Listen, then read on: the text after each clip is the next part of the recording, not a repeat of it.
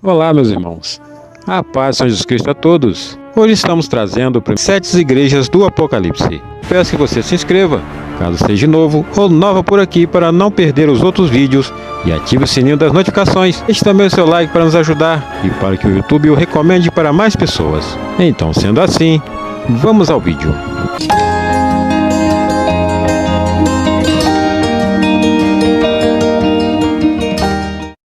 As igrejas descritas no livro de Apocalipse eram as 7 igrejas da Ásia Menor, no Império Romano. E elas estão descritas no livro 2 e 3 deste livro bíblico. Hoje em dia, a Ásia Menor é a região ocidental da Turquia. Elas eram 7 igrejas muito relevantes da igreja primitiva, sendo elas Éfeso, Esmirna, Pérgamo, Tiatira, Sardes, Filadélfia e Laodiceia. Em primeiro lugar, devemos entender que o número 7 no livro de Apocalipse representa algo completo, plenitude e perfeição. Por isso nos é mostrado neste livro as 7 igrejas, como também 7 estrelas, 7 castiçais, 7 cartas, 7 selos, 7 ais, 7 parábolas, 7 trombetas, entre muitas outras coisas. Tudo isso para nos mostrar que algo está em sua totalidade. Assim, essas 7 cartas às 7 igrejas nos mostram 7 períodos da história da igreja que ficará inteiro com os eventos referentes à última carta, ou seja, a igreja de Laodiceia. No capítulo 1, versículo 11 de Apocalipse, João é instruído acerca de 7 igrejas da seguinte forma, que dizia: Eu sou o Alfa e o Ômega, o primeiro e o derradeiro, e o que vês, escreve-o num livro, e envia-o às 7 igrejas que estão na Ásia, a Éfeso, e a Esmirna, e a Pérgamo, e a Tiatira, e a Sardes, e a Filadélfia, e a Laodiceia. Apocalipse 1, versículo 11. O objetivo dessas cartas às igrejas era de corrigi-las de seus erros ou elogiá-las por suas atitudes.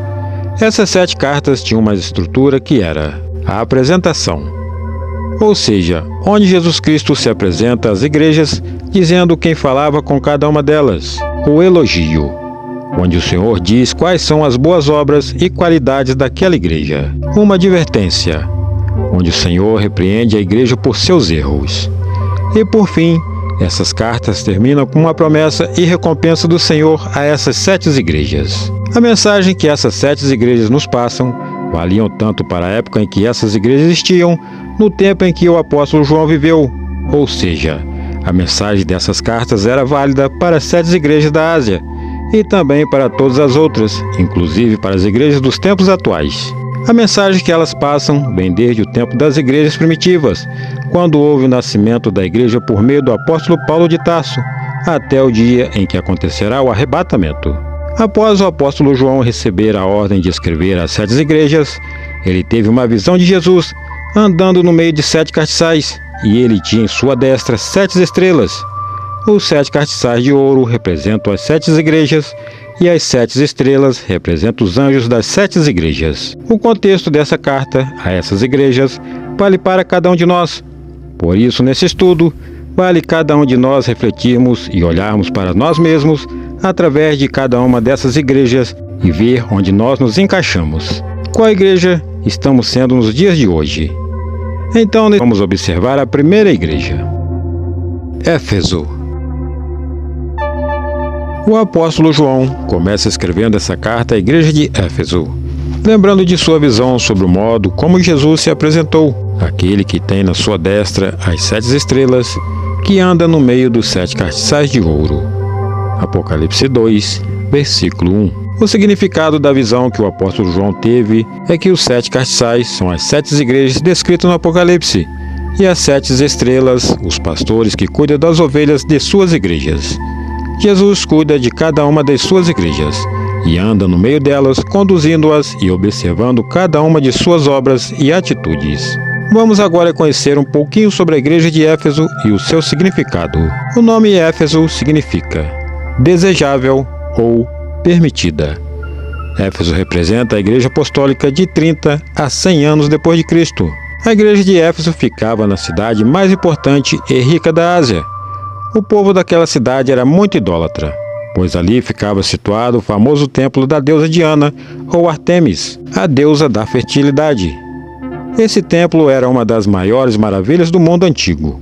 Além do templo de Diana, haviam mais outros templos pagãos e serviam para adorar os imperadores romanos. Éfeso era a capital da região onde Paulo, Timóteo, João, Áquila e Priscila e outros cristãos da época visitaram pregando a palavra de Deus. Paulo, enquanto esteve na cidade de Éfeso, através de suas pregações, realizou grandes maravilhas e levou muitas pessoas a conhecerem o verdadeiro evangelho, se convertendo a Cristo. Jesus, em suas palavras, disse a João que escrevesse à igreja de Éfeso o seguinte: Conheço as tuas obras e o teu trabalho, e a tua paciência, e que não podes sofrer os maus, e pusestes à prova os que dizem ser apóstolos, e não o são, e tu os achastes mentirosos, e sofrestes, e tens paciência, e trabalhaste pelo meu nome, e não te cansastes. Apocalipse 2, versículo 2 e 3. De acordo com esse texto bíblico, podemos perceber que Jesus está sempre observando as nossas obras e atitudes. Éfeso foi muito elogiada por Nosso Senhor. Ela era uma igreja verdadeira, que ensinava a doutrina certa. Era uma igreja muito esforçada e de trabalho árduo e incansável, e não desanimava perante as circunstâncias. Era paciente e perseverante. Ela também era intolerante com os homens perversos e colocava à prova todos que se diziam apóstolos, mas eram mentirosos. A igreja de Éfeso sabia distinguir o que e quem era ou não do Senhor. Ela era uma igreja que rejeitava as obras dos nicolaítas, assim como também o Cordeiro não se agrada. Os nicolaítas eram adeptos de Nicolau, prosélito de Antioquia. Os nicolaítas eram um tipo de seita que ensinavam coisas erradas e imorais. Eles comiam coisas sacrificadas aos ídolos, também prostituíam-se e adulteravam, procurando trazer o paganismo para dentro das igrejas, fazendo os cristãos tropeçarem. Eles queriam misturar a imoralidade e o paganismo com a religião cristã, algo que não era e não é aprovado por Deus. Os nicolaítas pregavam que a imoralidade sexual era boa e que cada um era dono de seu corpo e de seus prazeres, não importando ser tudo isso misturado dentro das igrejas. E a igreja de Éfeso detestava essas práticas e atitudes. Os cristãos daquela época não aceitavam essas coisas dentro da igreja, pois ali era um local santo. A igreja de Éfeso era uma igreja muito esforçada e não deixava de fazer a obra de Deus por qualquer coisa. Mas em um momento começou a falhar. Ela estava deixando que o seu primeiro amor se esfriasse. Os crentes de Éfeso daquela época estavam mais ligados ao dever do que à devoção. Eles permaneciam fiéis à doutrina da igreja, mas faltavam neles amor que um dia demonstraram no começo da igreja. Eles estavam seguindo e fazendo a obra de Deus por fazerem, e não por amor, com aquele mesmo fervor do início. E Jesus faz uma crítica e recomendação a esta igreja. O propósito de Cristo não era fazer uma crítica destrutiva para desanimar os cristãos, muito pelo contrário. O propósito de Cristo era fazer uma crítica construtiva para a igreja de Éfeso, a fim de reanimar aqueles crentes e o edificar.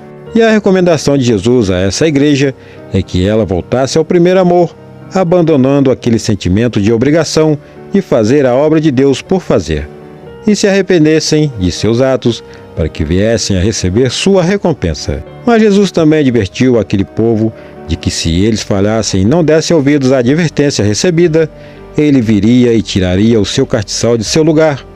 Você encontra em Apocalipse 2, versículo 5. Isso significava que, como congregação local, a igreja de Éfeso passaria a não mais existir. Jesus daria um fim naquela igreja caso eles não voltassem ao primeiro amor, a buscarem a face de Deus com fervor. Tenho, porém, contra ti, que deixaste o teu primeiro amor. Lembra-te, pois, de onde caíste, e arrepende-te, e pratica as primeiras obras, quando não brevemente a ti virei, e tirarei do seu lugar o teu castiçal, se não te arrependeres. Tens, porém, isto, que odeias as obras dos nicolaítas, as quais eu também odeio. Quem tem ouvidos ouça o que o Espírito diz às igrejas. O que vencer, dar-lhe-ei a comer da árvore da vida, que está no meio do paraíso de Deus. Apocalipse 2, versículo 4 e 7. A mensagem a esta igreja termina com a frase: ao que vencer, dar-lhe-ei a comer da árvore da vida que está no meio do paraíso de Deus. Jesus fala claramente que todo aquele que tiver ouvidos deve ouvir o que o Espírito diz às igrejas. Essa carta, como já foi dito anteriormente, serve para nós nos dias de hoje também. Nós devemos sempre estar atentos ao que o Espírito de Deus quer nos falar. Se andarmos em obediência e fazermos as obras do Senhor com amor, poderemos um dia comer da árvore da vida que se encontra no paraíso de Deus. Vemos muitas igrejas nos dias de hoje com as mesmas atitudes da igreja de Éfeso. Igreja que eu digo não são templos religiosos, mas sim cada pessoa, pois a igreja somos cada um de nós. Vemos muitas pessoas que começaram bem, começaram no espírito, mas permaneceram na carne, dando lugar às coisas que não agradam a Deus, se deixando levar por práticas ruins e esfriando o seu primeiro amor, fazendo a obra do Senhor por fazerem, sem aquele mesmo amor e dedicação do início. A palavra de Deus diz: assim permanecem agora estes três: a fé, a esperança e o amor. O amor deles, porém, é o maior. 1 Coríntios 13, versículo 13. Por isso devemos prestar atenção a cada dia em nós mesmos.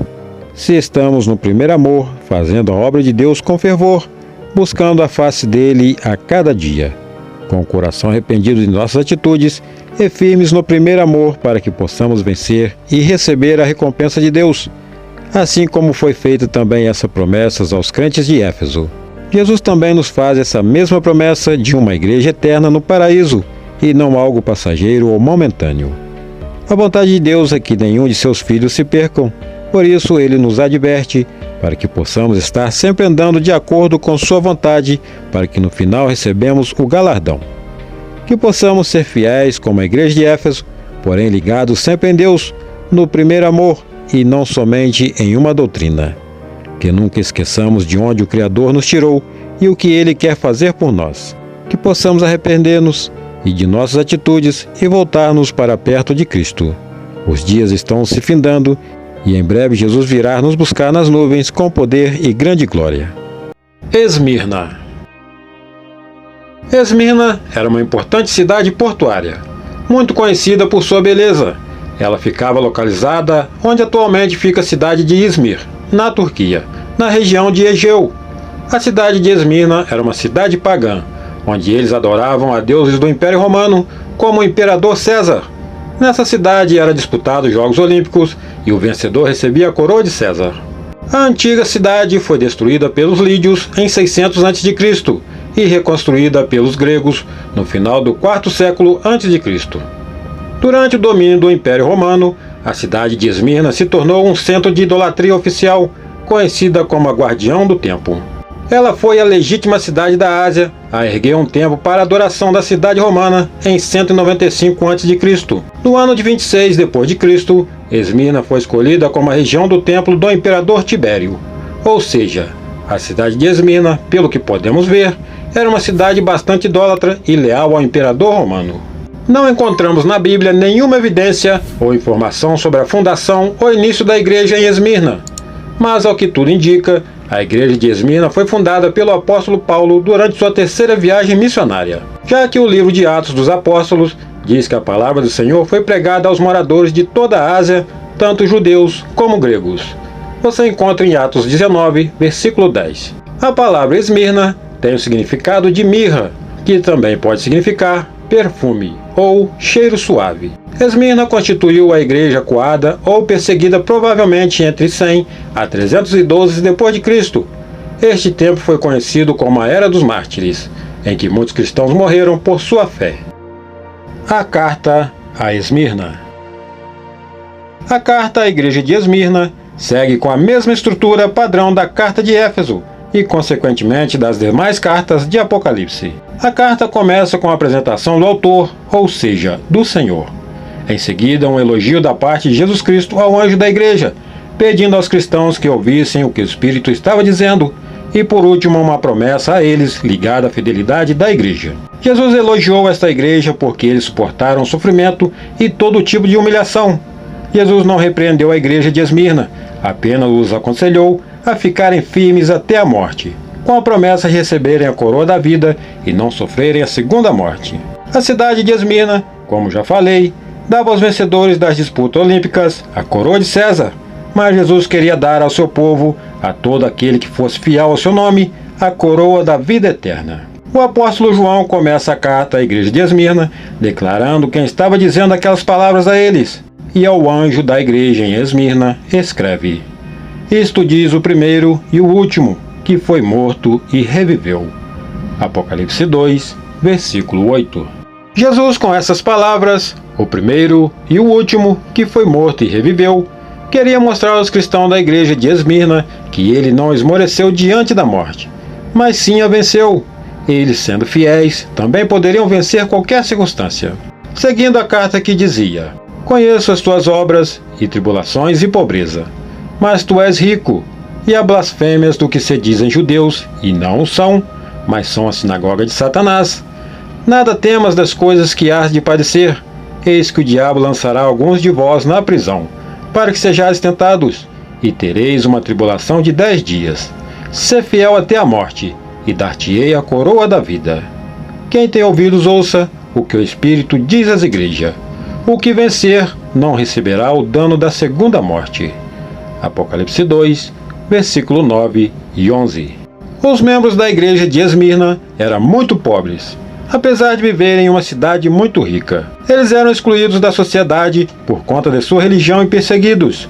Alguns até foram lançados na prisão por causa de sua fé. Muitos deles provavelmente perdiam seus empregos ou negócios quando declaravam sua fé a Cristo.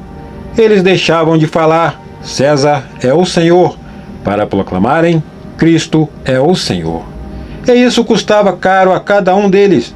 Por isso aquela comunidade cristã era tão pobre e humilhada. Mas mesmo sendo pobres perante a sociedade, eles eram ricos no mundo espiritual. Tanto é que Jesus diz isso na carta à sua igreja: Conheço as tuas obras, e tribulação, e pobreza, mas tu és rico.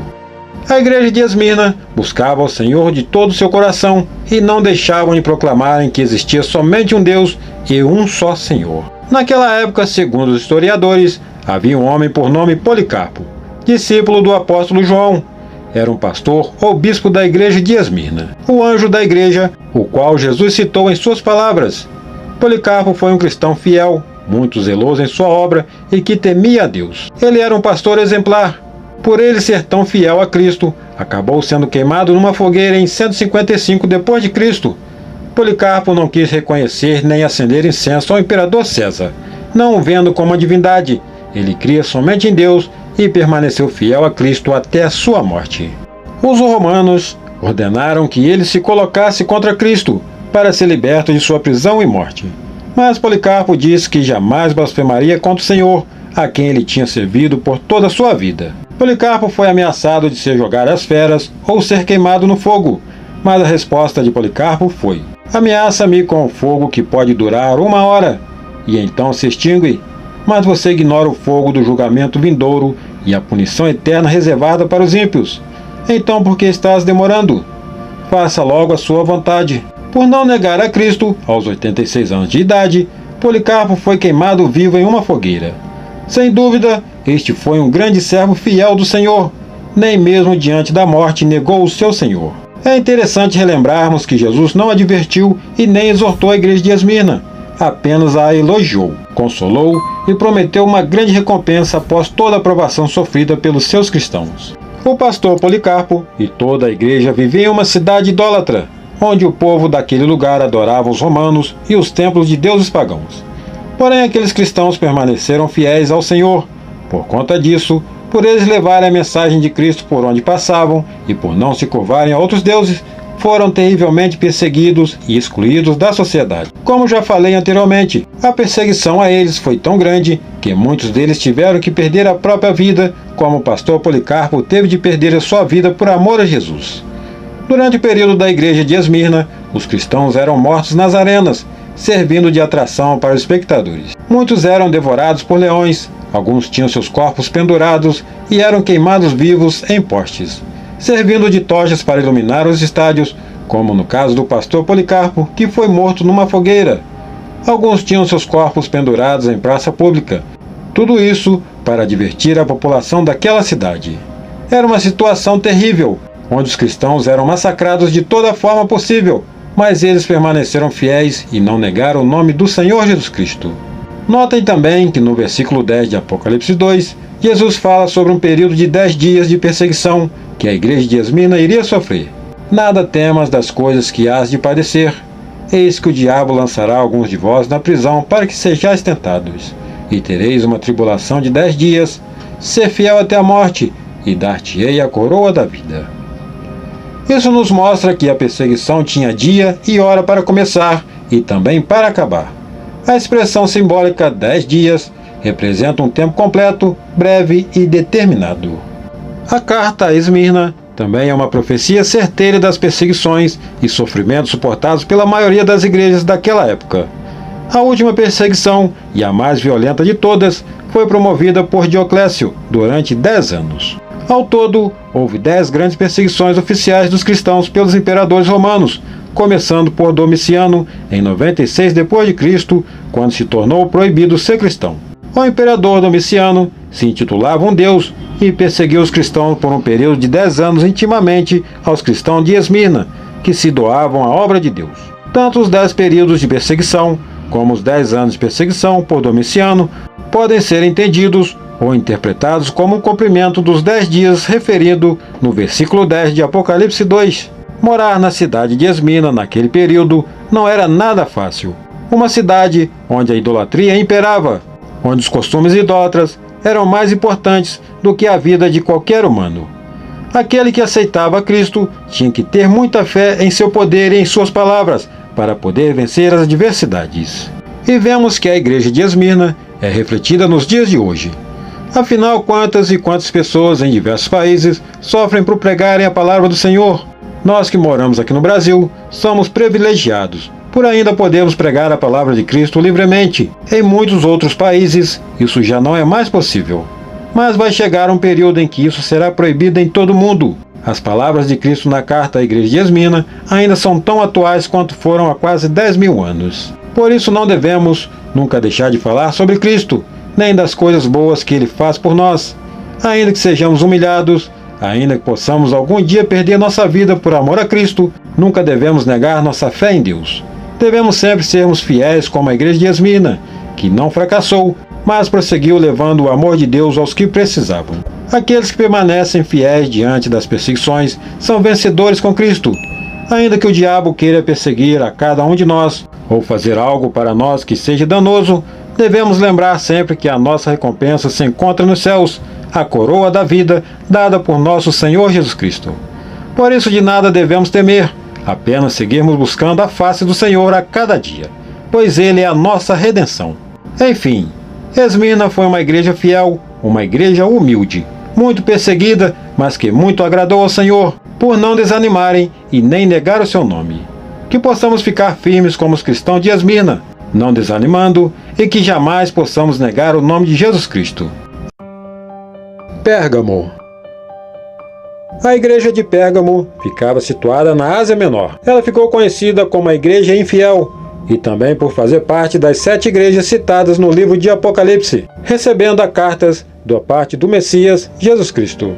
A igreja de Pérgamo vai de 313 a 590 d.C. Pérgamo hoje é conhecida por Bergama e foi uma antiga cidade grega rica, muito bem afamada na época. Está localizada a 26 km da costa do mar de Egeu, fazendo parte hoje território da Turquia. A palavra Pérgamo é traduzida como casada e é o resultado da junção do prefixo per da palavra perversão, pervertido, com a palavra gamos, que significa casamento. Pérgamo então significa casamento pervertido. Pérgamo, como já falei, foi uma das cidades mais ricas há mais de 19 séculos atrás e ela tinha uma das maiores bibliotecas do mundo, com cerca de 200.000 volumes.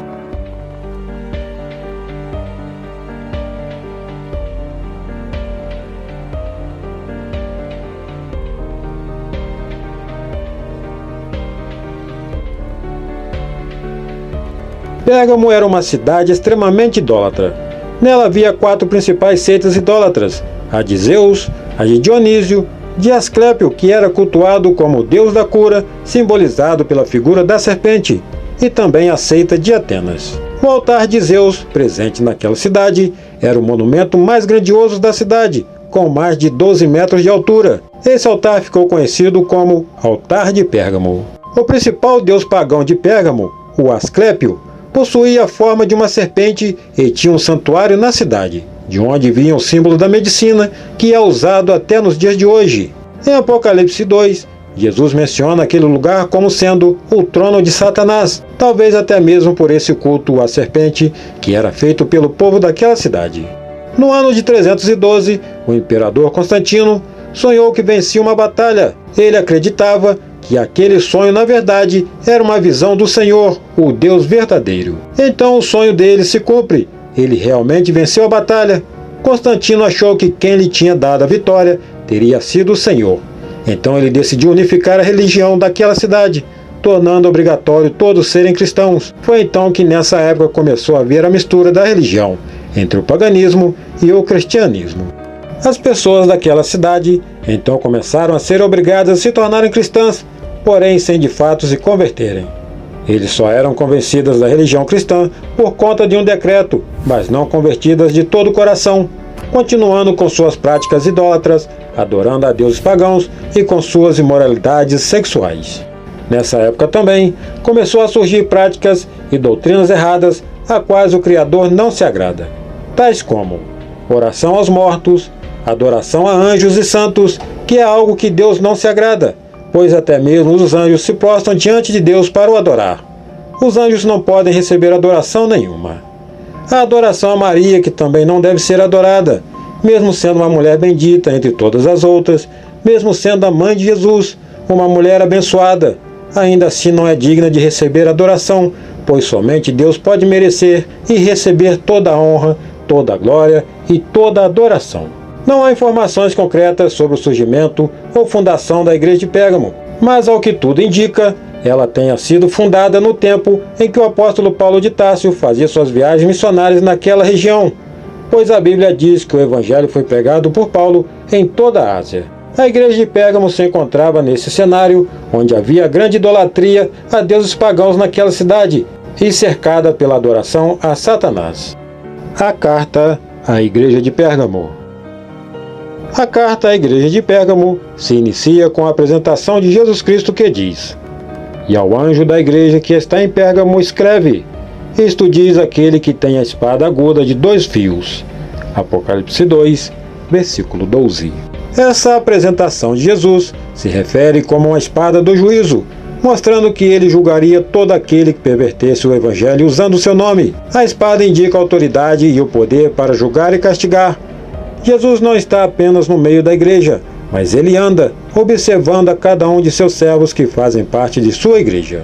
Logo em seguida, Jesus elogia a igreja de Pérgamo, mostrando a eles que ele, como Senhor de todo mundo, estava observando a fé daquela igreja e vendo que eles não negavam o seu nome, mesmo no meio de tanta idolatria. "Conheço as tuas obras e onde habitas, que é onde está o trono de Satanás, e retens o meu nome, e não negaste a minha fé, ainda nos dias de Antipas, minha fiel testemunha, o qual foi morto entre vós, onde Satanás habita." Apocalipse 2, versículo 13. A perseverança dos cristãos de Pérgamo ganhou este elogio de Jesus, pois eles foram fiéis à fé dele, mesmo que diante de forte perseguição e idolatria. Ser um cristão naquela época não deveria ser fácil, pois havia grande afronta à fé de cada um deles. Vemos isso através do que é dito no versículo 13 de Apocalipse 2, o qual acabamos de ler, onde um dos membros fiéis dessa igreja, Antipas, sofreu o martírio por conta de sua fé em Deus.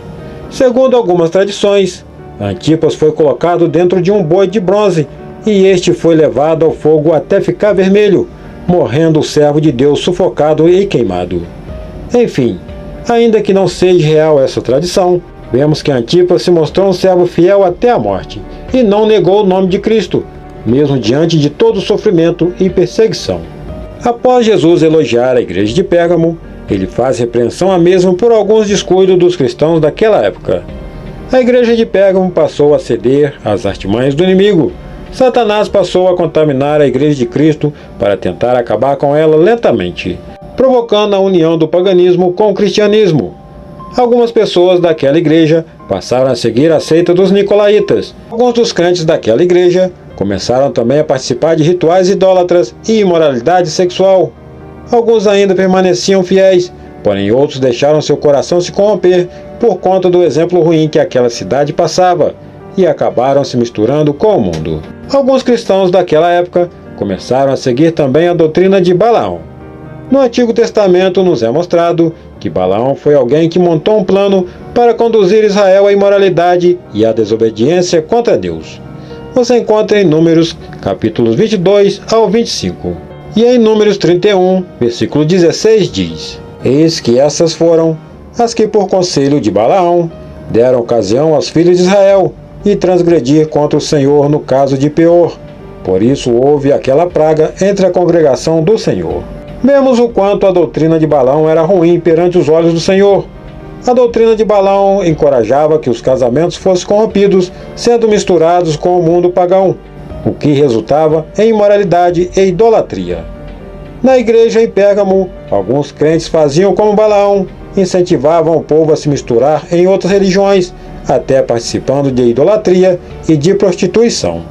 Mas algumas poucas coisas tenho contra ti, porque tens lá os que seguem a doutrina de Balaão, o qual ensinava Balaque a lançar tropeços diante dos filhos de Israel, para que comessem dos sacrifícios da idolatria e fornicassem. Assim tens também os que seguem a doutrina dos nicolaítas, o que eu odeio. Apocalipse 2, versículo 14 e 15. Alguns dos cristãos daquela época se acovardaram diante de tanta idolatria naquele lugar. Eles já não se importavam mais com o pecado, nem combatiam a ele. A tolerância entre o sagrado e o profano era bem-vindo na igreja de Pérgamo. Havia espaço para o mundo e as coisas de Deus naquela cidade. Os cristãos passaram a se corromperem, se misturando com o mundo, praticando essas imoralidades, pensando que Deus não estava vendo ou até mesmo por estarem perdidos, sem entender se aquelas práticas agradavam ou não ao Senhor, pois o mundo já estava tão ficando dentro da igreja que nem mesmo alguns dos cristãos sabiam o que era ou não pecado. Eles estavam com um pé no mundo e o outro na casa de Deus. Jesus então chama a atenção daquela igreja, os exortando a se arrepender e mudar seu comportamento. Caso contrário, o próprio Cristo iria batalhar com a espada de sua boca contra aqueles que continuassem naquela prática mundana. Arrepende-te, pois quando não em breve virei a ti, e contra eles batalharei com a espada da minha boca. Apocalipse 2, versículo 16. A carta à igreja de Pérgamo termina com uma promessa linda da parte do Senhor àquele que vencer a todas aquelas adversidades. Quem tem ouvidos ouça o que o Espírito diz às igrejas. Ao que vencer, darei eu a comer do maná escondido e dar-lhe-ei uma pedra branca, e na pedra um novo nome escrito, o qual ninguém conhece, senão aquele que o recebe. Apocalipse 2, versículo 17.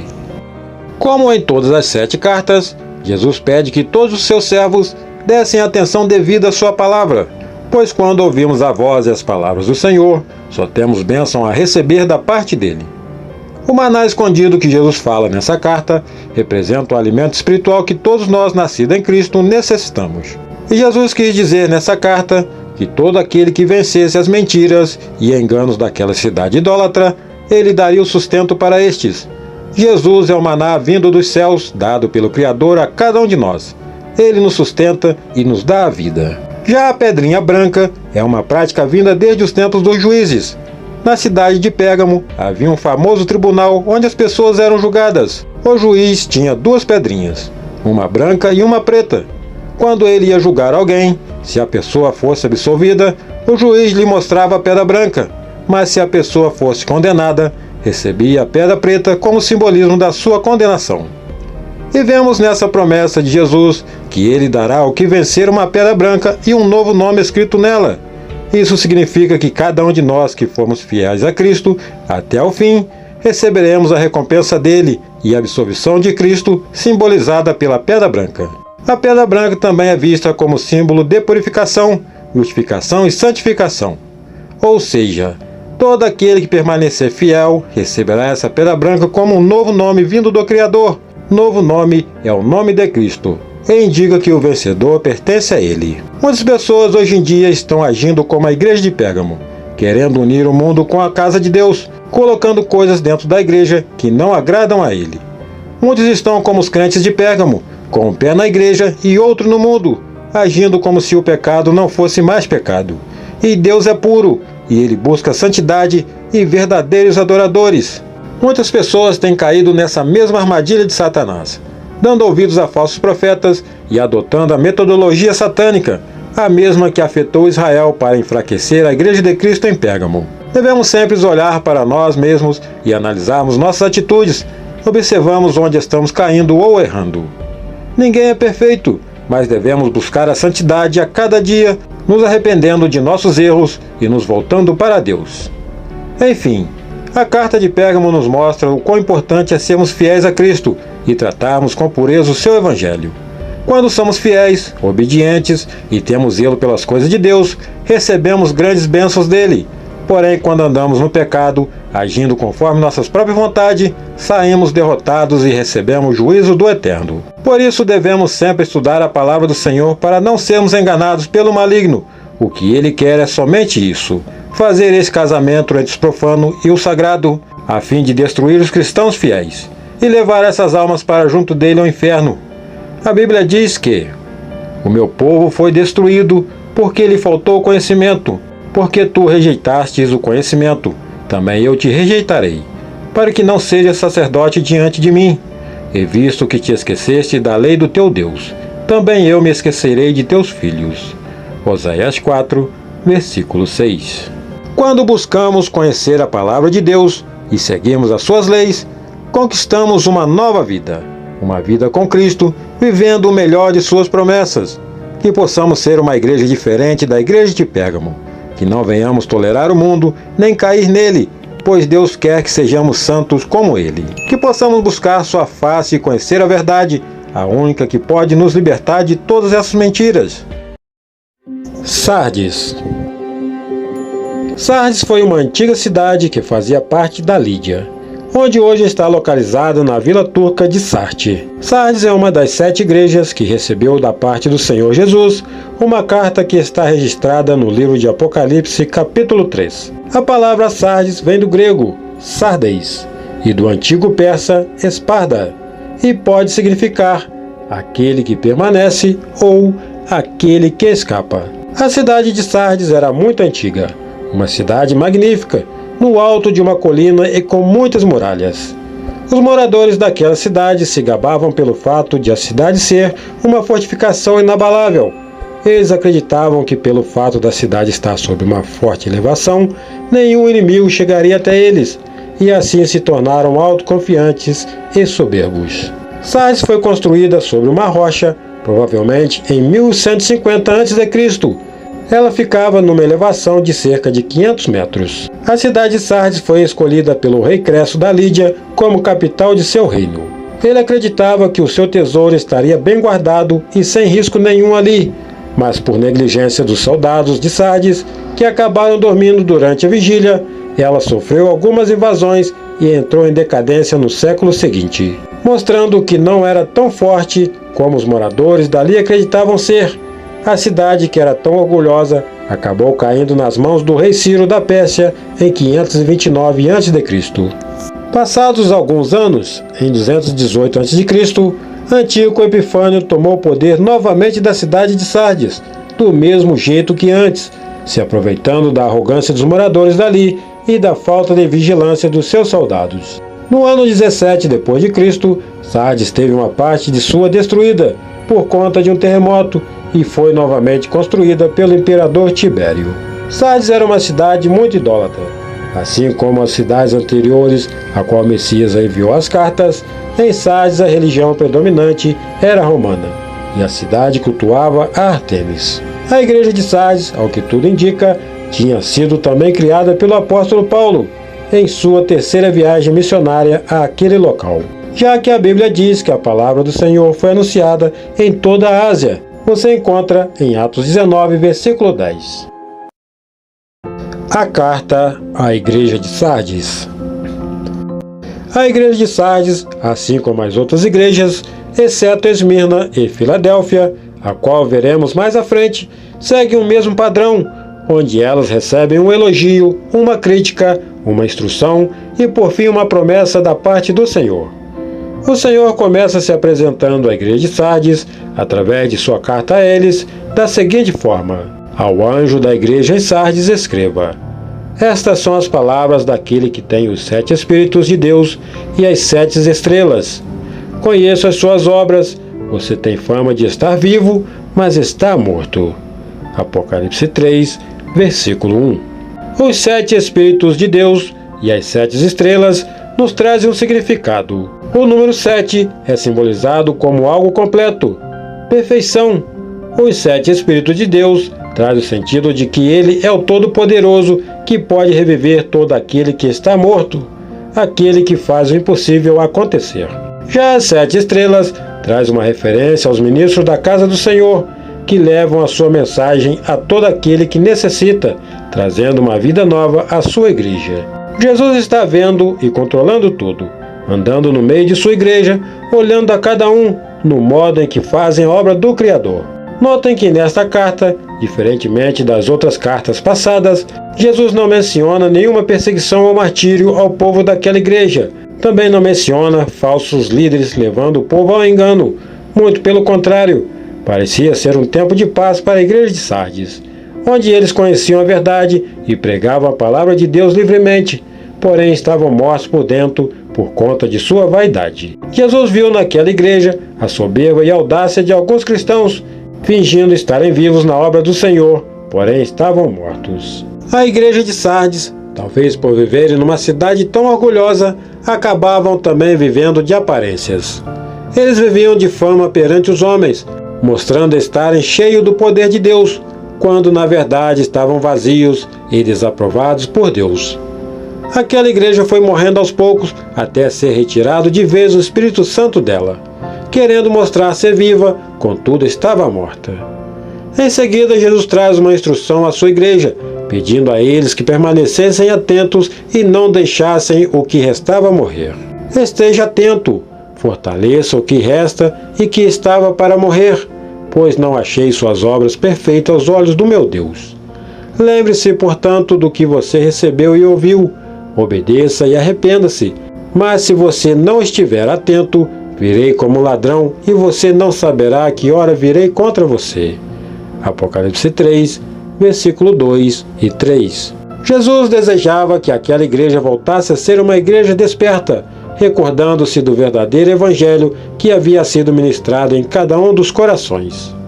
Aqueles cristãos de Sardes deveriam arrepender-se dos seus pecados e obedecer à instrução de Cristo, para não serem pegos desprevenidos pelo Senhor. Vemos que Jesus tinha pressa na mudança daquela igreja, já que ele disse que não havia achado as obras deles perfeitas perante os olhos de Deus. Aqueles cristãos tinham apenas uma casca, onde tudo era bonito e perfeito, onde eles eram os cristãos fervorosos. Mas no seu interior não havia nada, eles estavam loucos, com falta de comprometimento e verdade para com a obra de Deus. Os cristãos de Sardes podiam entender o recado do Senhor sobre vir como ladrão, já que por 2 vezes eles não vigiaram e puderam ser invadidos pelo inimigo. Mesmo sendo vista como uma cidade indestrutível ou intransponível, o Senhor queria que aqueles cristãos não errassem mais, mas ficassem vigilantes para não serem pegos de surpresa. Após a correção dada por Jesus àqueles cristãos relaxados, ele segue sua carta com uma linda promessa a eles. No entanto, você tem aí em Sardes poucos que não contaminaram as suas vestes. Eles andarão comigo vestidos de branco, pois são dignos. O vencedor será igualmente vestido de branco. Jamais apagarei o seu nome do livro da vida, mas o reconhecerei diante de meu Pai e dos seus anjos. Aquele que tem ouvidos, ouça o que o Espírito diz às igrejas. Apocalipse 3, versículo 4 ao 6. Naquela cidade havia muita idolatria, muito paganismo, mas ainda havia algumas poucas pessoas que não contaminaram suas vestiduras. No meio de uma igreja quase morta, Jesus ainda pôde encontrar algumas pessoas fiéis. Pessoas que não se deixaram levar pela soberba, pelo orgulho, pela corrupção de sua alma ou fé, provando que o Senhor conhece os seus, conhece aqueles que fazem sua obra verdadeiramente e não estão mortos diante dele. Jesus ainda prometeu que todo aquele que não havia contaminado suas vestes, em breve estaria andando de branco na glória juntamente com ele. Todos os que vencerem seriam vestidos de roupas brancas, indicando santidade, pureza e perfeição. Jesus também prometeu que jamais apagaria seus nomes do livro da vida. Podemos perceber que o livro da vida é mencionado várias vezes na Bíblia.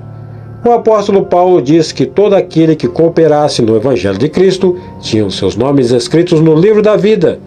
Você encontra em Filipenses 4, versículo 3. Já Jesus disse que os nomes dos vencedores, que se mantêm puros, não seriam apagados deste livro. Por outro lado, todo aquele que não faz com zelo a obra do Senhor e anda de qualquer maneira, não tem seu nome no livro da vida, e quando forem julgados por Deus, serão jogados no lago de fogo, mas os fiéis viverão com Cristo no paraíso de Deus. Estes fiéis são dignos por andarem nas boas obras determinadas por Deus. Essa promessa do Senhor se aplica não só aos cristãos de Sardes, mas a todo aquele que anda de acordo com a vontade do Senhor. Todo aquele que faz a vontade dele, um dia andará de branco, festejando com Cristo as bodas do Cordeiro. Jesus prometeu ainda confessar diante do Pai todo aquele que confessa o nome dele diante dos homens. Vemos o quão gloriosa é essa promessa. Não há nada na terra que se compare a isso. Ser recebido pelo Senhor, sendo levado por ele até o Pai e tendo seu nome confessado a Deus como servo fiel que cumpriu a sua vontade aqui na terra. Por isso devemos ficar firmes e não desanimarmos, pois naquele grande dia valerá a pena qualquer esforço feito pelos servos do Senhor. Por fim, o Senhor pede para que todo aquele que tem ouvidos ouça o que o Espírito diz à igreja. Quando damos ouvidos à voz do Espírito Santo de Deus, conseguimos andar corretamente, sem pecarmos diante dele, e com isso recebemos muitas vitórias e bênçãos da parte de Deus.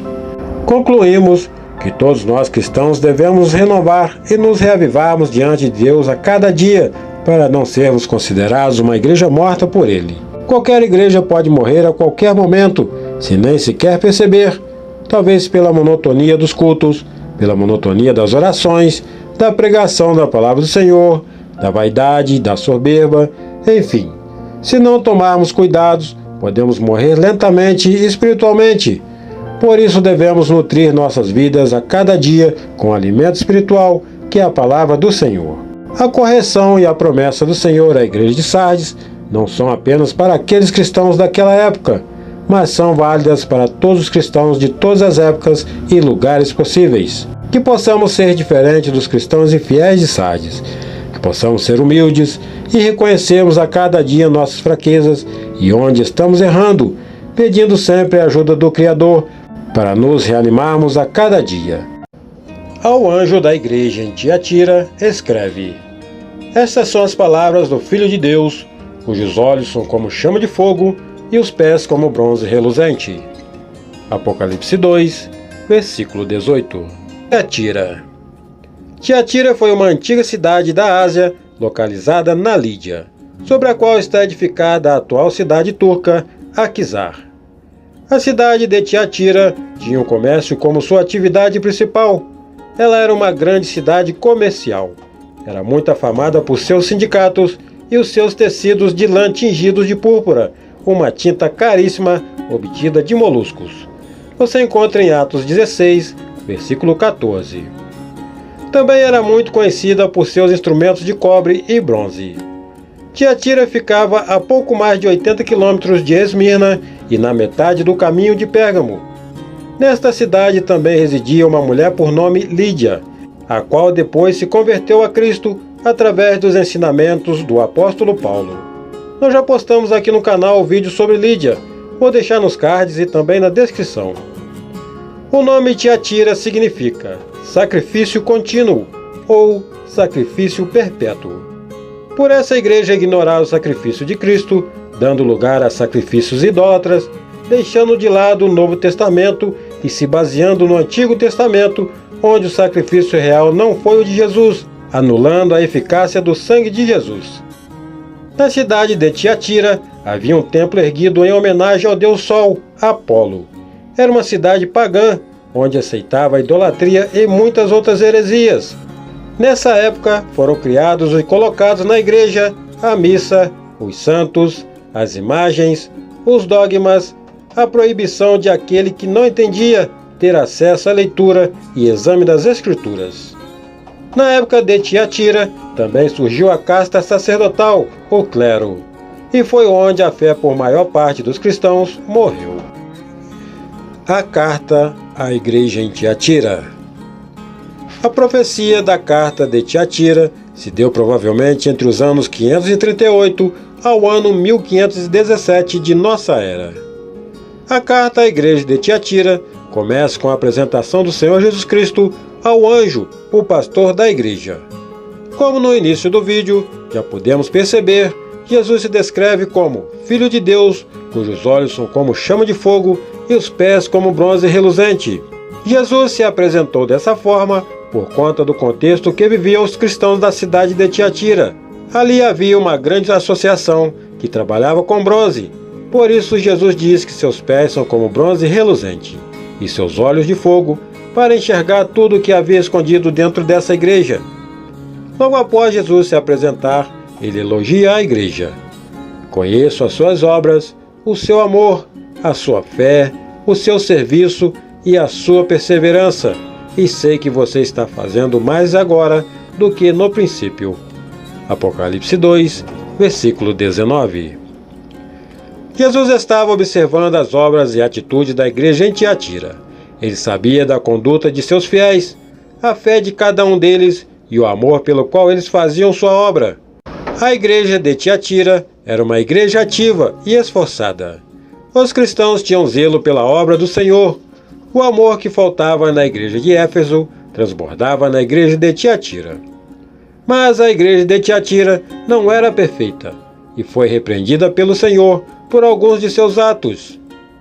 No entanto, contra você tenho isto: você tolera Jezabel, aquela mulher que se diz profetiza. Com os seus ensinos, ela induz os meus servos à imoralidade sexual e a comerem alimentos sacrificados aos ídolos. Dei-lhe tempo para que se arrependesse de sua imoralidade sexual, mas ela não quer se arrepender. Apocalipse 2, versículo 20 e 21. Tiatira tinha um grande problema.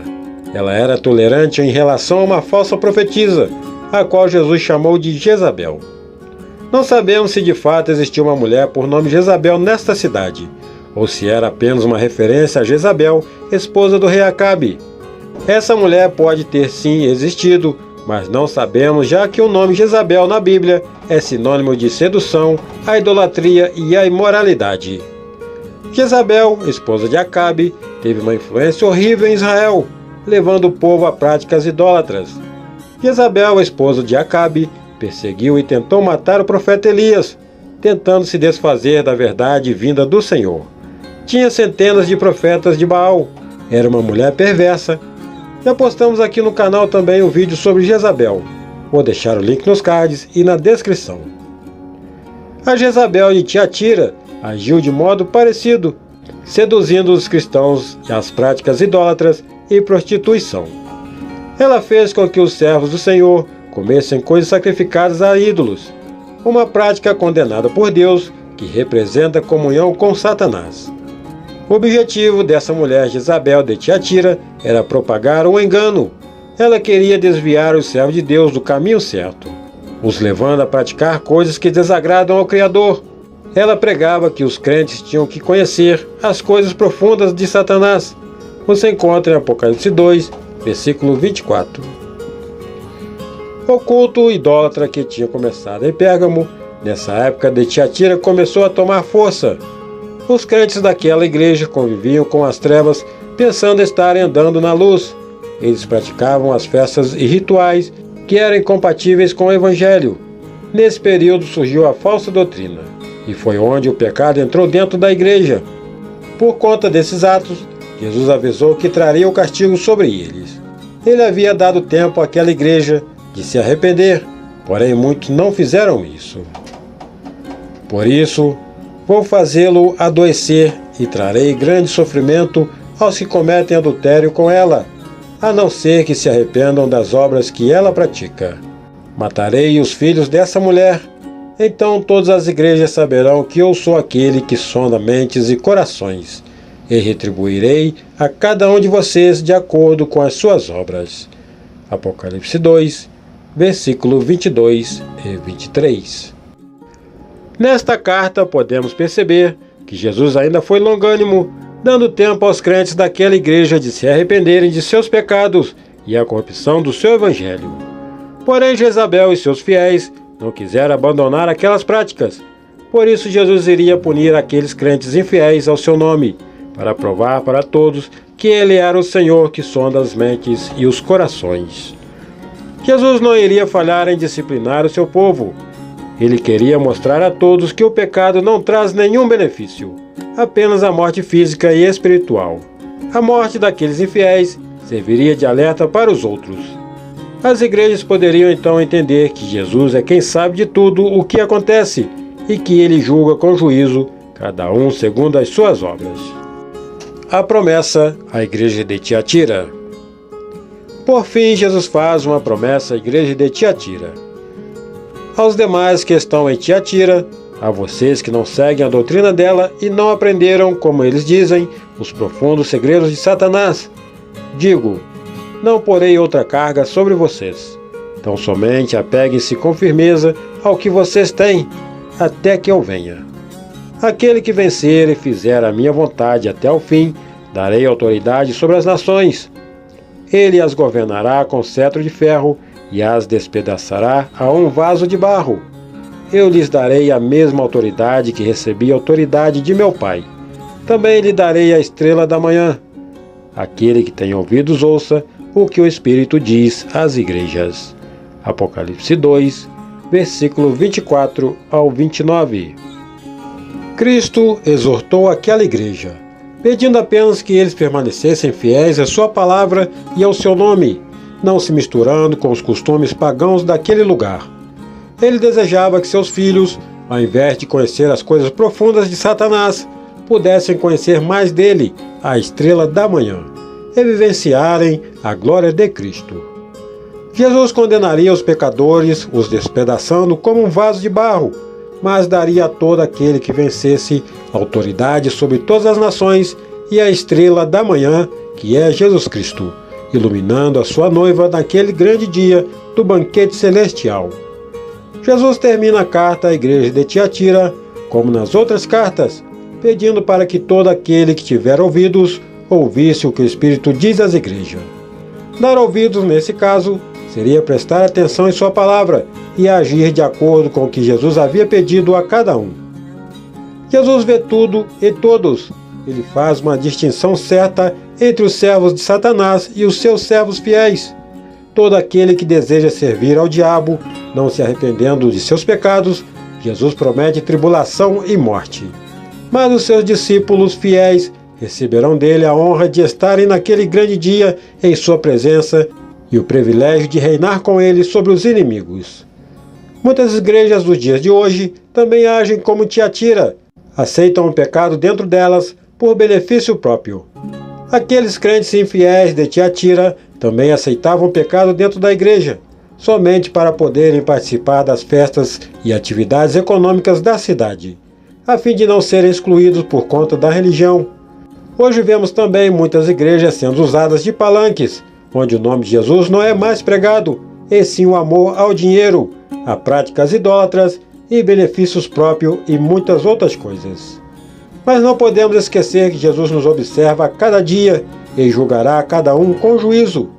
Não basta darmos valor a esse mundo e esquecer o mundo espiritual.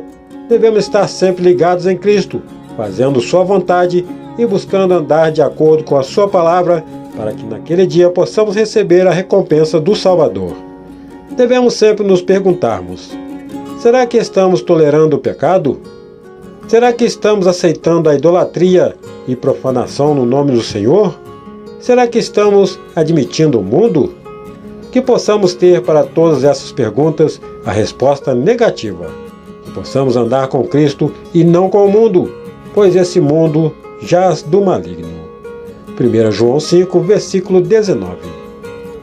Que possamos ser diferentes desses crentes infiéis de Tiatira, que nós não venhamos aceitar o paganismo dentro de nossos corações, mas que possamos aceitar o verdadeiro Senhor Jesus, que morreu na cruz por cada um de nós. E nenhum sacrifício é maior do que o do Messias. Ao anjo da igreja em Filadélfia, escreva: Estas são as palavras daquele que é santo e verdadeiro, que tem a chave de Davi. O que ele abre, ninguém pode fechar, e o que ele fecha, ninguém pode abrir. Apocalipse 3, versículo 7. Filadélfia. A igreja de Filadélfia é uma das 7 igrejas descritas no livro de Apocalipse. Ela ficava situada na cidade de Filadélfia, na Ásia Menor. O nome Filadélfia tem o significado de amor fraternal, e ela foi nomeada desse modo em tributo ao fundador da cidade, o rei de Pérgamo, Átalo II, a qual era conhecido por seu apelido de Filadelfo. A cidade de Filadélfia foi fundada em 140 a.C. Aquela cidade produzia uvas e os moradores dali adoravam Dionísio, o deus grego do vinho. Filadélfia era uma cidade muito importante para a cultura grega, porém ela ficava situada numa região vulcânica, sofrendo constantemente muitos terremotos. E por conta de um desses terremotos, ela foi destruída em 17 d.C. e reconstruída novamente pelo imperador Tibério. Logo que a cidade de Filadélfia foi reconstruída, ela teve seu nome modificado. Foi chamado de Neo-Cesareia por um período de tempo. Depois, quando Vespasiano reinava por ali, trocou o nome dela por Flávia, nome da mulher dele. Hoje em dia, a cidade de Alessirr fica situada ali em Filadélfia, construída sobre as ruínas dela. A igreja de Filadélfia foi também criada no tempo do apóstolo Paulo, assim como as outras igrejas que já vimos. A Carta de Filadélfia. Antes de começarmos a entender essa carta, devemos saber que, assim como a igreja de Esmirna, Filadélfia também não foi repreendida e nem desaprovada pelo Senhor. Muito pelo contrário, Filadélfia foi muito elogiada e bem vista entre as outras igrejas por Jesus. A carta de Filadélfia, assim como as outras cartas às outras igrejas, recebe em primeiro lugar a apresentação do autor, que se trata de Jesus. Ele se apresenta como aquele que é o santo e verdadeiro, aquele que tem a chave de Davi, que abre e ninguém fecha, e que fecha e ninguém abre. Você encontra em Apocalipse 3, versículo 7. Nessa apresentação do Senhor, podemos ver a importância da palavra verdadeiro, a qual é muito usada no Novo Testamento, excepcionalmente nos livros de João, em referência ao Criador. Você encontra em João 3, versículo 33, João 7, versículo 28, João 8, versículo 26 e João 17, versículo 3. Jesus Cristo é quem tem a chave de Davi. Nele se cumprem todas as promessas do Senhor para o seu povo. Ele é o único que pode abrir qualquer porta ou fechá-la. Jesus, por fazer parte da linhagem real de Davi, tem toda a influência no reino de Deus, o seu Pai. Jesus, através disso, abre e ninguém pode fechar, senão ele. Ele fecha e ninguém pode abrir. A ele pertence toda a autoridade. Jesus, se apresentando dessa maneira, trouxe aos cristãos da igreja de Filadélfia uma paz muito grande. Isso porque os judeus perseguiam a igreja de Cristo. Eles afirmavam aos crentes que eles não eram salvos porque não estavam debaixo da lei. Eles insistiam que apenas os judeus é que pertenciam ao povo de Deus. Mas Jesus Cristo, com a fala à igreja de Filadélfia, trouxe uma certa clareza em relação à sua salvação, mostrando que aquelas pessoas não estavam sob o poder do julgamento dos judeus, mas sobre o poder daquele que é santo e verdadeiro, o que tem a chave de Davi. Após a saudação, Jesus traz um elogio à igreja de Filadélfia. Conheço as suas obras. Eis que coloquei diante de você uma porta aberta que ninguém pode fechar. Sei que você tem pouca força, mas guardou a minha palavra e não negou o meu nome. Apocalipse 3, versículo 8. Como em todas as cartas, Jesus afirma que ele conhece as obras de suas igrejas. Jesus conhecia aquela igreja, Sabia que ela tinha pouca força, mas que ela era uma igreja fiel ao Senhor. A igreja de Filadélfia era pequena em quantidade de pessoas e que tinha pouca força, mas suas obras eram muito valiosas pelo Senhor. Sobre a porta aberta, a qual o Senhor havia colocado diante deles, foi pelo fato de que Filadélfia, enquanto cidade, ficava às margens de uma importante rota comercial que ligava o Ocidente e o Oriente. Assim, as pessoas vinham de todas as partes do Império Romano até Filadélfia, dando àquela igreja uma chance grande de evangelização. A igreja de Filadélfia não desperdiçava essa grande porta aberta por Deus. Eles pregavam o evangelho sem medo, colocando na frente o nome do Senhor Deus Altíssimo. Eles agiam como missionários fiéis, cumprindo a sua missão. Mesmo com todo o abuso ou deboche daqueles que eram contra a obra do Senhor, a igreja de Filadélfia não negou jamais o nome de seu Senhor. Eles guardaram em seu coração com amor a sua palavra. A igreja de Filadélfia podia ser pequena e sem valor aos olhos humanos, mas era grande aos olhos do Senhor. A igreja de Filadélfia realizou com honra o seu papel missionário, cumprindo a vontade de Deus, ao invés de cuidar apenas de seus interesses. Eles cumpriram o ide e pregai o evangelho, que Jesus havia dito aos seus discípulos. Mas engana-se quem pensar que para a igreja de Filadélfia tudo era um mar de rosa. Havia sim alguns empecilhos para aqueles cristãos. Dentre eles, os falsos judeus que congregavam ali naquela cidade, em uma sinagoga, assim como na cidade de Esmirna. Em sua carta, Jesus diz claramente sobre isso, mencionando uma sinagoga de Satanás. Vejam o que farei com aqueles que são sinagoga de Satanás e que se dizem judeus e não são, mas são mentirosos. Farei que se prostrem aos seus pés e reconheçam que eu amei você. Apocalipse 3, versículo 9.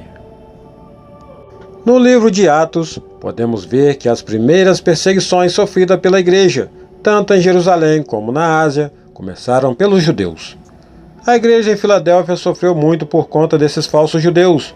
Os judeus da cidade de Filadélfia se gabavam pensando eles serem o povo escolhido por Deus. Porém, na carta, o Jesus disse que, na verdade, eles eram mentirosos e que eles faziam parte da sinagoga de Satanás, sendo usados pelo inimigo como obstáculo para a obra de Deus. Jesus amou a igreja de Filadélfia e estava ao seu lado em todos os momentos, provando para aqueles judeus que aqueles cristãos da igreja de Filadélfia eram os verdadeiros escolhidos dele e não aqueles judeus mentirosos. A igreja de Filadélfia podia ser desprezada por eles, mas era amada pelo Senhor. Esta era uma prova do amor do Messias para com os seus seguidores. Os falsos judeus os odiavam, mas o Senhor os amava. Visto que você guardou a minha palavra de exortação, a perseverança, eu também aguardarei da hora da provação que está para vir sobre todo o mundo, para pôr à prova os que habitam na terra. Apocalipse 3, versículo 10. Aqueles cristãos de Filadélfia foram fiéis e guardaram a palavra do Senhor. Assim também o Senhor Jesus prometeu a eles que os guardaria da hora da tribulação. Vemos o quão vale a pena sermos fiéis a Deus, não por barganha ou por interesse pelo que Ele pode fazer por nós, mas por quem Ele é. O Senhor é poderoso para livrar quem Ele quiser de qualquer perigo. Ele é forte, aquele que guerreia por cada um de nós. Servi-lo não é uma obrigação, mas sim um prazer. Ser servo de Jesus nem sempre é fácil.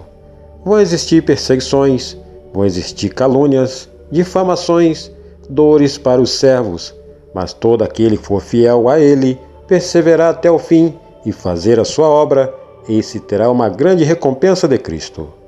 Vemos isso na promessa feita pelo Senhor. Farei do vencedor uma coluna no santuário do meu Deus, e dali ele jamais sairá. Escreverei nele o nome de meu Deus e o nome da cidade de meu Deus, a Nova Jerusalém, que desce do céu da parte de Deus, e também escreverei nele o meu novo nome. Aquele que tem ouvidos ouça o que o Espírito diz às igrejas. Apocalipse 3, versículo 12 e 13. A carta à igreja de Filadélfia se encerra com uma linda promessa de recompensas grandiosas aos vencedores. As colunas de Filadélfia se desfizeram e caíram no terremoto algumas décadas atrás. Contudo, as colunas no verdadeiro templo de Deus nunca serão destruídas. As colunas no templo de Deus não são feitas de pedra, mas são colunas vivas e fortes, ou seja, aqueles que forem fiéis e vencerem. As promessas de Jesus só são feitas para aqueles que não desistem de sua caminhada, para aqueles que perseveram até o fim. Jesus não promete nada ao medroso, mas somente aquele que tem coragem de fazer sua obra e andar em obediência em seus caminhos. Jesus também prometeu escrever sobre o vencedor o nome de seu Deus e o nome da cidade de seu Deus, isto é, a Nova Jerusalém e o seu próprio novo nome. Na época em que Filadélfia foi destruída pelo terremoto, a cidade logo depois foi reconstruída. Como já vimos anteriormente, ela teve seu nome trocado como forma de homenagear o imperador Tibério. Mais à frente, ela teve seu nome novamente alterado para homenagear outro imperador, o Vespasiano. A promessa de Jesus então tinha a ver com isso. Os cristãos fiéis da Filadélfia receberiam um novo nome, para saber que eles pertenciam a Deus, a Nova Jerusalém e a Cristo. A Nova Jerusalém é a cidade santa, onde o vencedor irá morar. O vencedor faz parte da noiva de Cristo, e por isso ele recebe também o nome de Cristo. Enfim, meus irmãos, a igreja de Filadélfia podia ser vista como fraca, como pequena diante dos homens, mas em sua humildade ela é amada pelo Senhor. Aqueles cristãos não desanimaram com os ataques vindos dos falsos judeus, mas eles se esforçaram ainda mais para fazerem a obra do Senhor. Eles fizeram o seu trabalho missionário, e com isso, com certeza, ganharam almas para Cristo. A igreja de Filadélfia preferiu ser pequena do que ser grande e mundana, como as outras que vimos anteriormente. Ela não tentou impressionar os homens, mas sim chamar a atenção de Deus, e conseguiram, sendo amada pelo Senhor Jesus. Que possamos ser como a igreja de Filadélfia. Não sermos conquistadores, mas podemos sim conquistarmos. Conquistar o amor do Senhor, que é o nosso tesouro maior. Ainda que sejamos fracos, é Ele quem nos faz forte. E ao anjo da igreja de Laodiceia escreve: Isto diz o Amém, a testemunha fiel e verdadeira, o princípio da criação de Deus. Apocalipse 3, versículo 14. Laodiceia. Laodiceia situava na cidade da Frígia, uma localidade na Ásia Menor. Ela ficava localizada no Vale do Lico, perto das cidades de Colossos, Filadélfia e Hirápolis. O nome Laodiceia vem do grego laos, que significa povo, e decaios, que significa justiça. Então podemos entender que Laodiceia tem o seu significado de justiça do povo, mostrando que naquela cidade prevalecia a democracia. A cidade de Laodiceia só vivia, ou em sua grande maioria, pessoas ricas ou milionárias. Inclusive, ela era lembrada como a cidade dos milionários, já que ali existiam belos teatros, estádios e ginásios grandiosos. Laodiceia foi fundada no ano de 250 d.C. pelo governador sírio Antíoco II, e ele pôs o nome de Laodiceia nessa cidade em homenagem a Laodice, sua esposa. A cidade de Laodiceia era uma cidade rica, como já falei anteriormente, e ali havia uma importante indústria de lã negra que era vendida para as outras cidades e também usada para fazer roupas finas e caras. Ali também havia uma escola de medicina, que tinha sua junção ao templo de Esculápio. Ali os médicos preparavam um pó frígio, que era muito famoso para o tratamento de curso, que é infecção ou problema oculares. Esse pó era usado em forma de colírio. Mas nem tudo era perfeito em Laodiceia. Apesar de muito rica, estava sob uma região muito carente de água. As fontes de água de Laodiceia geravam águas muito quente e poluída, ruim para o consumo, água que não se podia beber. Foi então que eles construíram alguns canais de pedra para trazer água da cidade vizinha, Heliópolis. Porém a água chegava ainda morna em Laodiceia. Eles tinham então que esfriar a água antes de consumi-la. Ao que tudo indica, o apóstolo Paulo também tenha sido fundador da igreja em Laodiceia, já que na Bíblia diz que a palavra do Senhor foi pregada em toda a Ásia nas viagens de Paulo. Você encontra em Atos 19, versículo 10.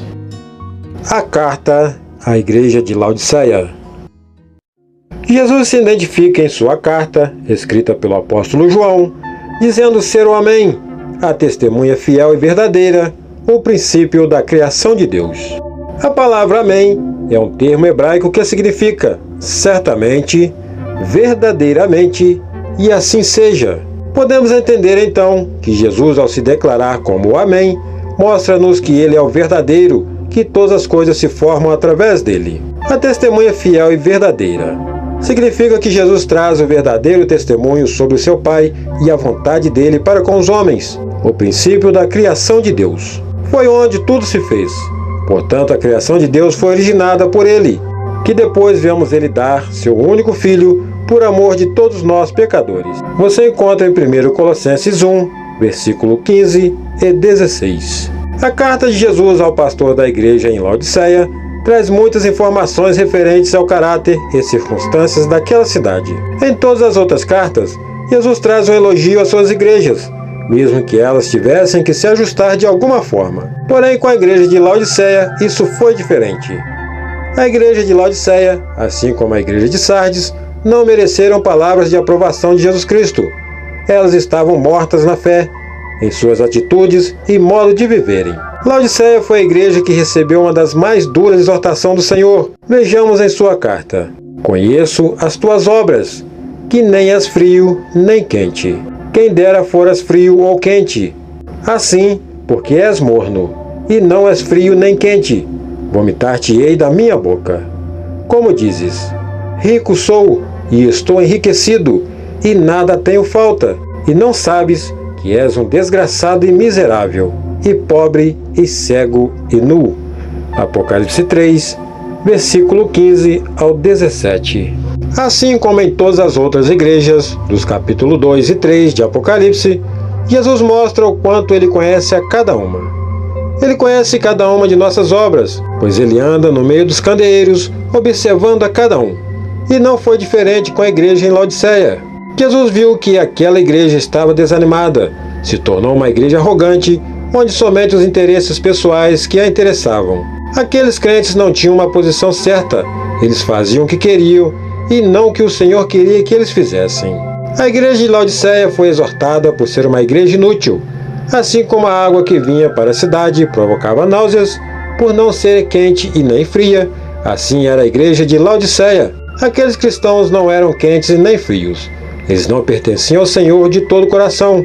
O Senhor estava prestes a vomitá-la por conta de suas atitudes. Jesus se enojou ao olhar para a igreja de Laodiceia e ver sua arrogância, sua autossuficiência, pensando não dependerem nem de Deus, e sentiu vontade de vomitá-la de sua presença. Os habitantes de Laodiceia se orgulhavam de serem ricos e não terem falta de nada. Eles se achavam autossuficientes, não precisando de ninguém. Contudo, eles eram mal vistos pelo Senhor. Aqueles crentes estavam necessitados, cegos, nus perante Deus. A igreja e cidade de Laodiceia se sentiam uma igreja e cidade magnífica, onde todos eles tinham e nada tinham faltas, mas em nada isso mostrava o verdadeiro estado dela. Jesus vê tudo o que somos ou fazemos e Ele sabe a verdade de cada um de nós. Ele vê as obras e sonda os corações. A igreja de Laodiceia mentia para si mesma, mas não para Jesus. Vemos uma grande diferença entre a igreja de Esmirna para a igreja de Laodiceia. Esmirna é uma igreja simples e pobre perante os olhos dos homens. Uma igreja humilde que não tinha riquezas, mas que Jesus estava sempre presente, onde sempre foi o centro. Ela era considerada pobre pelos homens, mas rica perante Deus. Você encontra em Apocalipse 2, versículo 9. Já a igreja de Laodiceia era o oposto.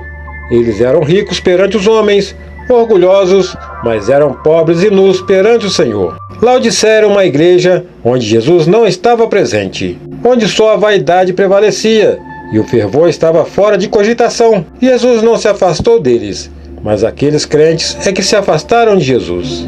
Os crentes da igreja de Laodiceia não se importavam mais em saber quem era Jesus e por que ele havia morrido na cruz. Eles não estavam mais dispostos a corresponderem à ação do Espírito Santo, nem estavam frios o suficiente para perceber o tamanho de suas carências.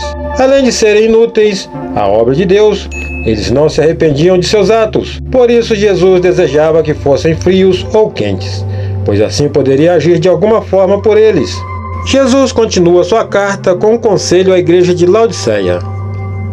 Aconselho-te que de mim compres ouro provado no fogo, para que te enriqueças, e roupas brancas, para que te vistas, e não apareça a vergonha da tua nudez, e que unjas os teus olhos com colírio, para que vejas. Eu repreendo e castigo a todos quanto amo.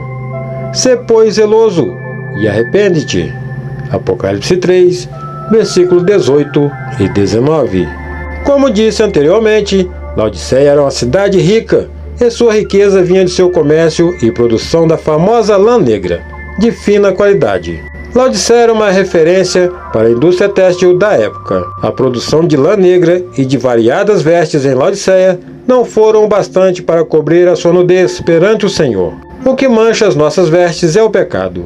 Por isso Jesus estava aconselhando essa igreja a se vestirem de roupas brancas, para que aquele pecado seu fosse anulado. Roupas brancas significam santidade, arrependimento e pureza. Se aqueles crentes se arrependessem de todo o coração, eles viveriam numa vida diferente e rica perante Deus. Caso contrário, continuariam naquela vida sem alegrias e de aparências. Laodiceia estava morna e sem vida, mas não reconhecia isso. Eles eram miseráveis e pobres espiritualmente, por isso necessitavam de ouro refinado, o verdadeiro ouro de Deus, que é a sua palavra viva e fervorosa. O orgulho deixava Laodiceia cega espiritualmente. Mesmo tendo muitos médicos e muitos remédios ali, o que aqueles crentes precisavam era do colírio de Deus para remover sua cegueira espiritual. A riqueza a qual precisamos unicamente é o espiritual, e ela vem somente de Deus. O Senhor nos oferece o ouro puro, refinado pelo fogo, e é Ele quem lava os nossos pecados e nos veste de pureza com roupas brancas. Somente o Senhor pode curar a cegueira espiritual daqueles que são orgulhosos e que se denominam autossuficientes. Como vemos na carta de Jesus, ele diz claramente que repreende a todos os que ele ama. Esse é um grande privilégio para a Igreja de Cristo. Se o Senhor nos repreende, é porque Ele se importa conosco e Ele quer que voltemos sempre ao seu primeiro amor, vivendo uma vida de santidade para um dia vivermos com Ele no paraíso. A correção do Criador é uma manifestação pura e linda do seu grande amor, assim como um pai que corrige seu filho para o seu próprio bem. Assim é Deus conosco, nos corrigindo por meio de seu amor maior, para que tenhamos uma vida completa e feliz espiritualmente. Quando Deus nos corrige, devemos aceitar sua correção, pois é para o nosso próprio bem. Ele não quer o nosso mal, mas sim conduzir-nos ao arrependimento e à plena comunhão com Ele. O Senhor queria que a igreja de Laodiceia fosse zelosa com sua obra e arrependesse dos seus pecados. A obra de Deus não pode ser feita de qualquer maneira, mas ela deve ser feita com seriedade e zelo. Aqueles crentes deveriam não pararem de buscar a Deus, deveriam dele aproximar-se e encher-se do Espírito. Só assim teriam uma vida espiritual e plena. E por fim, Jesus traz uma promessa e pedido aos crentes de Laodiceia: eis que estou à porta e bato. Se alguém ouvir a minha voz e abrir a porta, entrarei em sua casa, e com ele cearei, e ele comigo. Ao que vencer, lhe concederei que se assente comigo no meu trono, assim como eu venci e me assentei com meu Pai no seu trono. Quem tem ouvidos, ouça o que o Espírito diz às igrejas. Apocalipse 3, versículo 19 ao 21. Na igreja de Filadélfia, Jesus pôs uma porta aberta diante deles, mas a igreja de Laodiceia fechou a porta perante o Senhor. Jesus bate na porta, mas não força ninguém a abri-la. O desejo de Jesus era que aquela igreja mudasse seus atos para viverem uma vida diferente. Mesmo que seu desejo fosse de que toda a igreja abrisse-lhe a porta, cabia a cada um decidir por isso. Vemos neste versículo o entendimento e a importância do livre-arbítrio do homem. Jesus oferece a salvação a todos, mas cada pessoa toma a sua própria decisão em recebê-lo ou não. O convite de Jesus nem sempre será aceito por todos, nem todos abrirão a porta para ele. Muitos, como aqueles que viviam em Laodiceia, escolheram rejeitar o seu presente e chamado. Mornos e com o coração endurecido, permaneceram cegos ao fato de terem aceito uma justiça falsa. Por isso devemos ter sempre discernimento de que Jesus não obriga ninguém a seguir e a fazer a sua obra. cabe a cada um de nós escolher o que é melhor para nós mesmos. Espero que possamos sempre escolher a Cristo, pois só dele vem a nossa salvação. Outro fato que devemos entender é que a fala de Cristo sobre cear com ele, nesse contexto, representa a comunhão com ele. É uma grande honra poder comer à mesa do rei. Não há privilégio maior do que a bênção de cear com o Rei dos Reis. E por fim vemos a linda promessa de Cristo de que somente os vencedores sentarão com ele em seu trono, assim como ele se assentou no trono com seu Pai. Imagina que honra! Podemos sentar com o Messias em seu trono, ceando com ele as bodas do Cordeiro. Por isso devemos sempre estar atentos quanto às nossas atitudes e andarmos com arrependimento perante ele. O tema dessa igreja é o arrependimento. Sem arrependimento e santidade, ninguém verá a Deus. Deus quer que o ser humano tenha o seu coração humilde, puro e sem orgulho, diferente dos crentes de Laodiceia. Jesus se agrada dos mansos e humildes de coração, assim como ele é. Se encontra em Mateus 11, versículo 29. A igreja de Laodiceia é a última igreja que recebeu a carta do Salvador. Isso faz uma comparação ao fim dos tempos, a qual estamos nele. Muitas igrejas estão como Laodiceia, nem quentes e nem frias, mas sim mornas. E isso é um grande perigo. Não queira nunca, meu irmão, ser vomitado da boca do Salvador. Grande será a tristeza e desgosto daqueles que forem apartados de Cristo naquele grande dia. Não queira chegar nessa situação, que possamos acordar enquanto é tempo, ouvindo sempre o que o Espírito diz às igrejas. Todas essas 7 igrejas trazem um ensinamento para nós de alguma forma. Primeira, a igreja de Éfeso era uma igreja que fazia a vontade do Senhor, mas estava longe dele e precisava voltar ao primeiro amor. Segunda, Esmirna era uma igreja que amava ao Senhor e não foi repreendida por ele. Pelo contrário, ela muito o agradou. Ali havia cristãos que sofreram por amor de Cristo, mas saíram vitoriosos com ele. Terceira, Pérgamo era uma igreja devassa, onde aceitava a idolatria e o pecado dentro dela. Uma igreja que habitava na cidade onde se encontrava o trono de Satanás, e Cristo exortou pedindo para que ela conhecesse a verdade. Quarta, Tiatira era uma igreja que estava crescendo na fé e boas obras, mas seguia os ensinamentos errados de Jezabel, uma profetisa imoral e idólatra da época. E Jesus avisou que iria trazer castigo a todos os que continuassem a seguindo e praticando imoralidade usando o seu nome. Quinta, Sardes era uma igreja que fazia pouco a obra do Senhor, uma igreja que vivia de aparência, mas que estava morna perante ele. E aqueles cristãos deveriam mudar seus atos para salvar o pouco que lhes restava. Sexta, Filadélfia era uma igreja perseguida, mas que não desistia. Embora tivesse pouca força, Deus tinha aberto uma porta para aqueles cristãos e eles usaram essa porta para fazer a obra do Senhor. Foi uma igreja fiel e esforçada, assim como Esmirna. Sétima, e por fim Laodiceia, a qual também já vimos, onde as riquezas cegaram e deslumbraram aqueles cristãos, trazendo nojo ao Senhor.